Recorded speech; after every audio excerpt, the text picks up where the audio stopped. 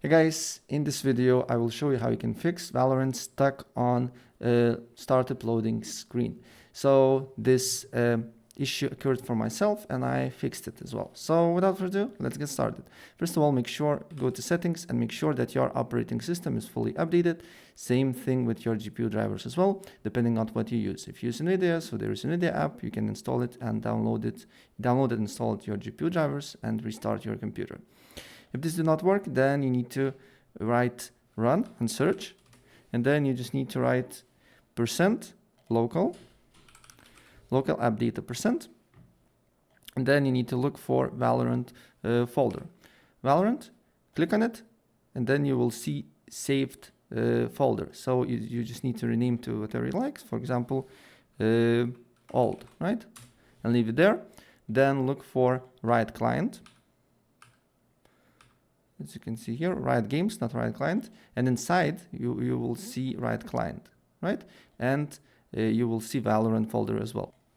And then you just need to rename them also Valorant and some sort of word. Old will work, right? And then what you need to do here is to go to on search services. And on services, you need to click on one of the tasks here and press V until you see VGC. Then right click on it, go to properties, make sure startup type is automatic and server status is running. And then you just need to launch Riot Client here. And then Riot Games will ask you to relog into your account. So do that. And after that, just launch Valorant. If Valorant, let's wait until it loads up. If Valorant will stuck on loading screen, what you need to do here is to press F11, right?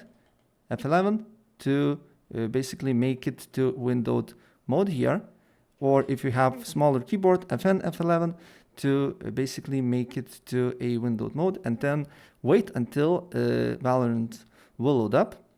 And after Valorant load up, you just need to press FN F11 or F11 to make it full screen, and it should not freeze. So yeah, that's basically it. If I helped you out, please press like button and subscribe for more. Take care.